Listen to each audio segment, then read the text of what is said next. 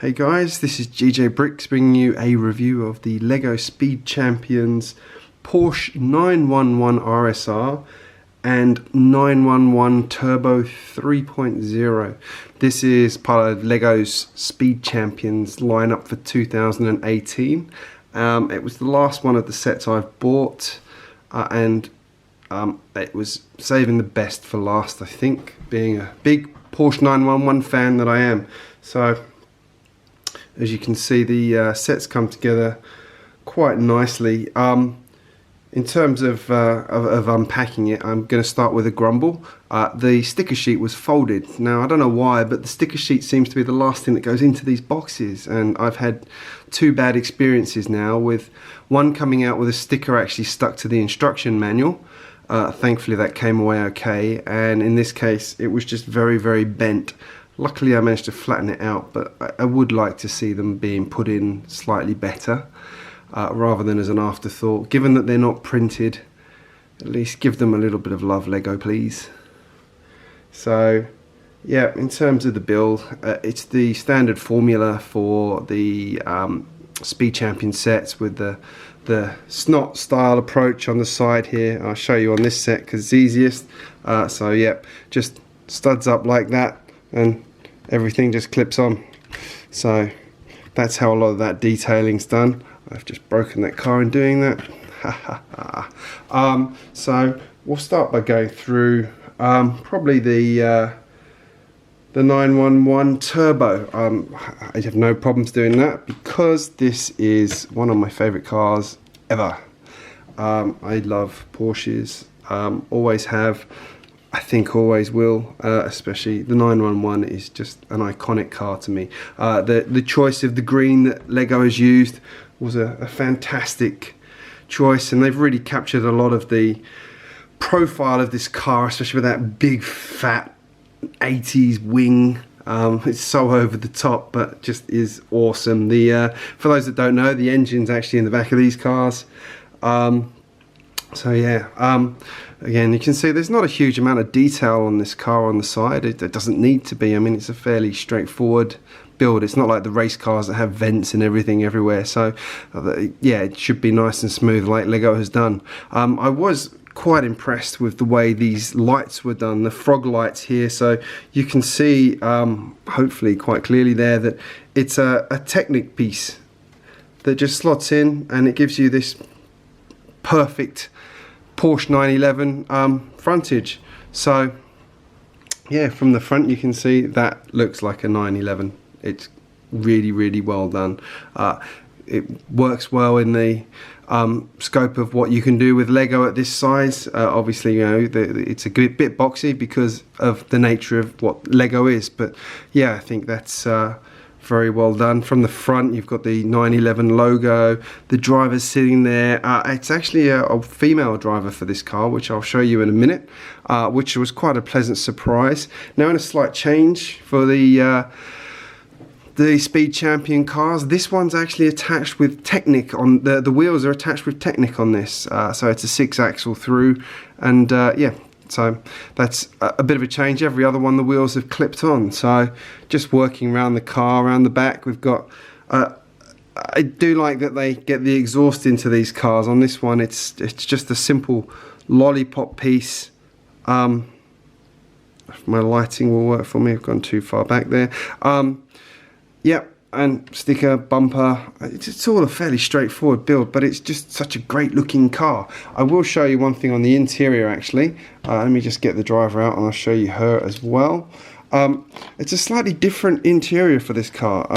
Now I bring that up because quite often they're quite plain, but LEGO's actually put a bit of extra detail into this. Not detail, but just it's got different colour. It looks like it's got that sort of traditional leather wood trim that you got in cars, the luxury cars like that. So I just thought I'd mention that because it was a bit different. In terms of our driver here she is. Got a great grin on her face. I would too, driving that car. It's a great car. In terms of her overalls, just blue and green overalls, nothing to write home about, but very well printed as usual. The character's great, and It's got a race helmet slash space helmet when a space coming back. Oh, need to stop saying that. Yeah, so again, there's only so much I can say about that car. It's fairly similar to all the other builds. I mean, that's the only criticism I have, is the fact that it looks like a lot of the other ones. I can go into a bit of detail, you know, say this perhaps could have been a bit rounder. I'm not sure how they could have done that, to be honest, but again, limits of the size and the pieces. There's not many studs on top, so I don't think that's really an issue personally. Maybe it could have been a bit more studless on top, but again, I don't think that really matters. The stickers on this one were few and far between, thankfully. You've got these ones on the roof up here, which is representing the glass. You've got obviously the logo on the bumper. You've got the bumper itself with the indicators, and around the back you've got the number plate and again bumper stickers. So not a huge amount. On the underside, I'll just show you that again. It's a slightly different build to usual. If you compare it to the 911 RSR here, you can see that that's actually built on this chassis piece with the clip-in wheels, whereas this one's actually built on a 6x4 piece, and then just a little one of those S shapes, as I call them, down the back. So yeah, again, it's a few different techniques to the normal cars, and in terms of the wheels, just yeah, they're wheels. Incidentally, if you didn't know, Lego are the largest tyre manufacturer in the world. Bit of trivia for you if you ever get asked that one in a pub quiz. So moving on to the RSR. Now, you know, I'm a big fan of the turbo, as I said, but this one has caught my imagination as well. I mean, all these race cars have been so lovingly designed, and you can see again, the designers have gone overboard to try and cram as many things as they can into the space they have, and they've done a fantastic job. They really have. Like, even down to this little round piece here, I was like, oh, I don't know what that is, and then I looked at the car again, and it's an air vent.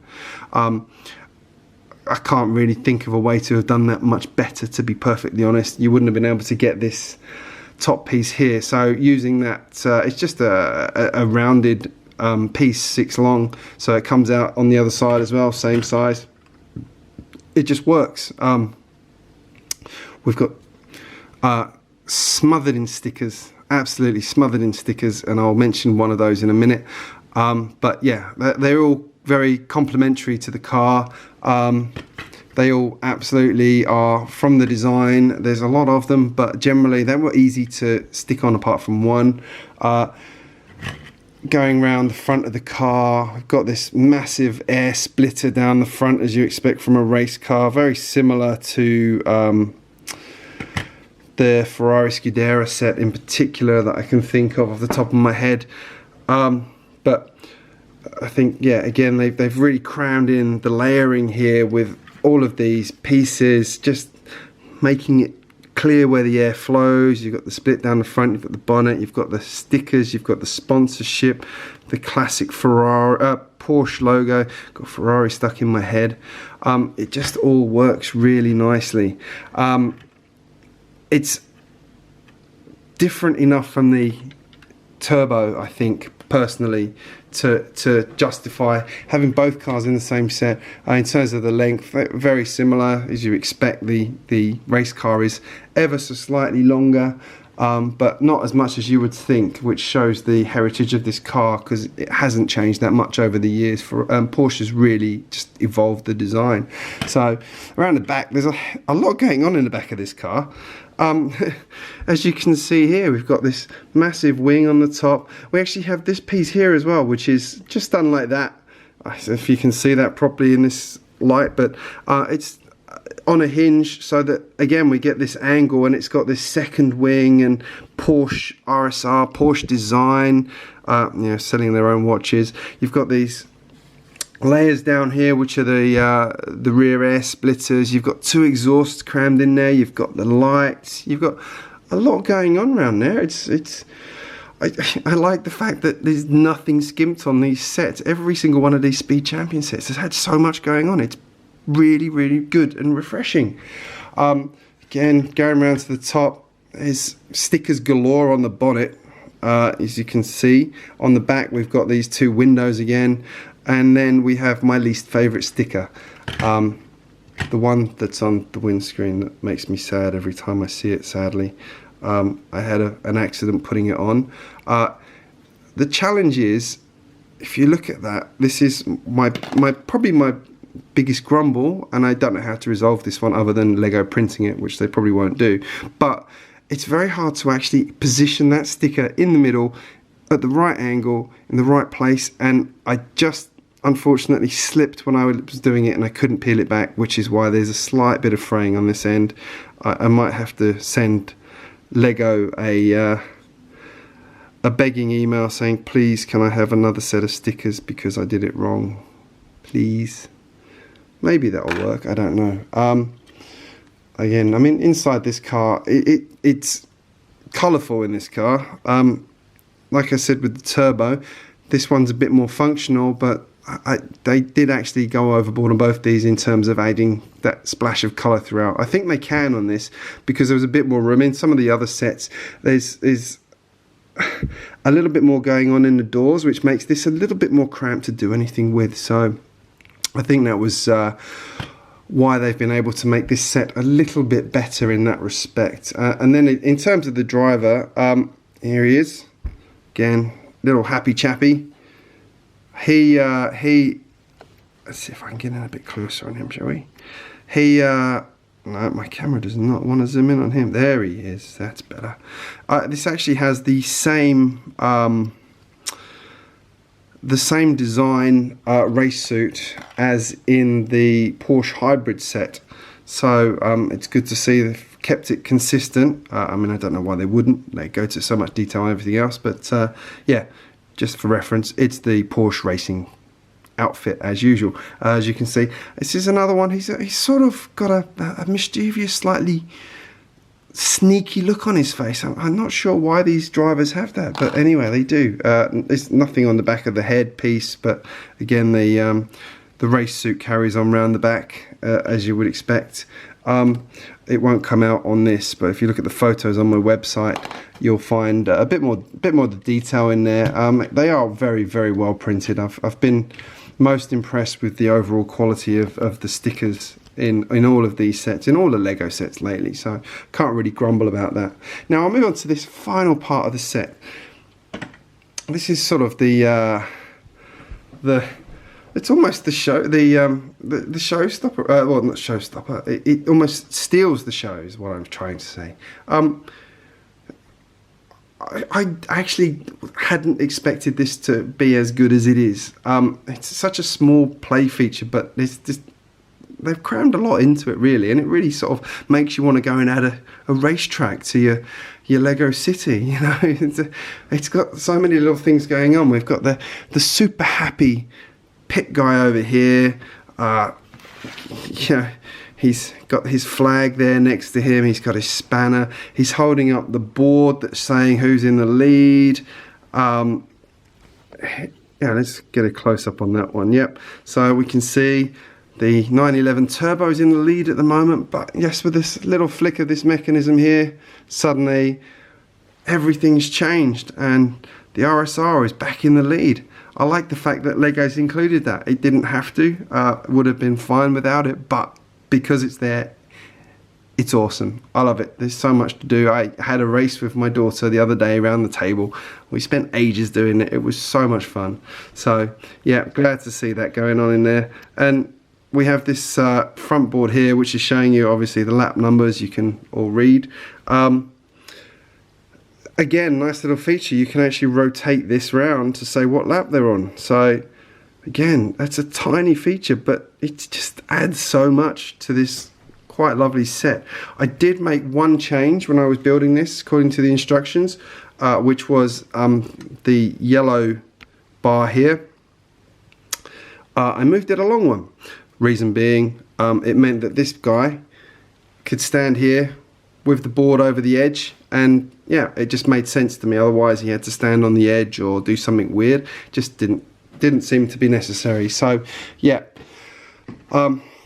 overall, there isn't much I can say bad about this set. I did mention a couple of detail features on here, I think, in terms of maybe they could have done that slightly better in terms of getting a bit more roundness to the shape, but I'm not sure. Would have been rather challenging. I think the designers have worked within the limits very well. In terms of the RSR car, there's lots going on it. They've caught a lot of the detail. There aren't many things you could possibly change on it. Maybe these two pieces here would have been nice for them to not be studs, but they're actually part of the wheel arches, so you can't really change that, unfortunately. That's really it nitpicking wise, other than the sticker sheet that came with it I wasn't very happy with because it was creased again. It's been a really good set, so there's tiny things here and there I could pick on it, but I'm not going to, because I enjoyed this set a lot, and I think you will too. So if you haven't picked this up, you're thinking of getting into it, you get a lot of car for your money. As a few people have pointed out, it would be good if you could buy this car in particular on its own. I reckon they will do that in the future. So, yeah. So in conclusion, this is on my recommended list. I would think anybody would enjoy this who is a car enthusiast, especially if they're a Porsche nut. Hope you enjoyed my video. Be sure to like it, share it, comment on it, and make sure you've subscribed to my page. This is GJBricks. Thanks for watching.